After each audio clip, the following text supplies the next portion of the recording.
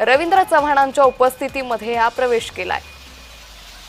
तर पाचुनकरांवर रांजणगावमधील सरकारी जमीन लाटल्याचा आरोप करण्यात आलेला आहे। तर सातत्याने विरोधकांकडून भाजप ही वॉशिंग मशीन असल्याची टीका करण्यात येत होती आणि आता रांजणगावमधील सरकारी जमीन लाटल्याचा आरोप असलेल्या या स्वाती पाचुनकर यांनी भाजपमध्ये प्रवेश केल्यामुळे आता विरोधकांकडून यावर टीकास्त्र डागलं जात आहे।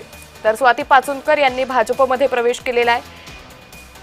रवींद्र चव्हाण यांच्या उपस्थितीमध्ये स्वाती पाचुनकर यांनी हा भाजप प्रवेश केलेला आहे। तर पाचुनकरांवर रांजणगावमधील सरकारी जमीन लाटल्याचा आरोप आहे।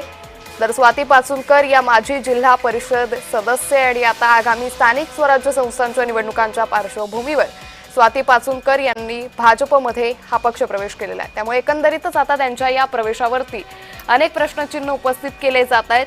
या पुढील काळात आता विरोधकांकडून हा मुद्दा कितपत उचलला जातो आणि यावरूनच सत्ताधारी पक्षाकडून नेमकं काय स्पष्टीकरण येतं हे पाहणं अतिशय महत्त्वाचं ठरणार आहे। त्यामुळे स्वाती पाचुनकर यांच्या या पक्ष प्रवेशावरती सध्या टीकेची झोड उठलेली आहे। पुण्यातील स्वाती पाचुनकर यांनी भाजपमध्ये हा प्रवेश केलेला आहे। या संदर्भात आपल्यासोबत बोलण्यासाठी सामाजिक कार्यकर्ता अंजली दमानियाजी जोडले गेलेत।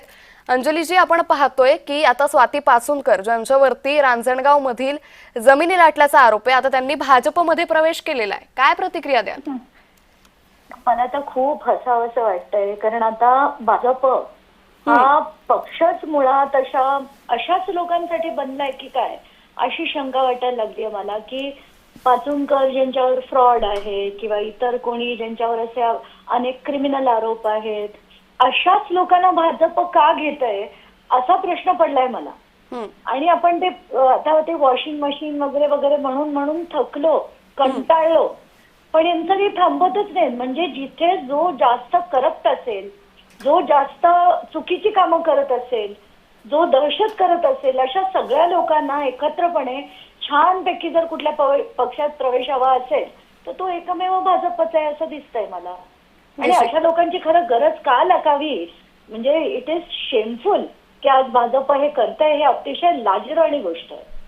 निश्चित। अंजलीजी, नाशिकमध्ये मुख्यमंत्री फडणवीस पत्रकार परिषदेत असं म्हणाले होते की गुन्हेगार कुठल्याही पक्षाचा असला तरी त्याच्यावरती भाजप कारवाई करणार, मात्र ज्या नेत्यावरती आधीपासूनच आरोप आहे त्यांचा पक्षप्रवेश नेमका का केला जातो? हे मला तर मुख्यमंत्र्यांना आता काय म्हणावं हेच कळत नाहीये।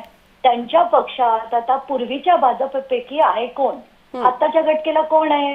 तर तटकरे आहेत, अजित पवार आहे, अशोक चव्हाण आहे, प्रफुल्ल पटेल आहे, छगन भुजबळ आहेत। जुने भाजपचे जे चांगले कार्यकर्ते त्यांच्या मताचे असतील असे उरले कोण?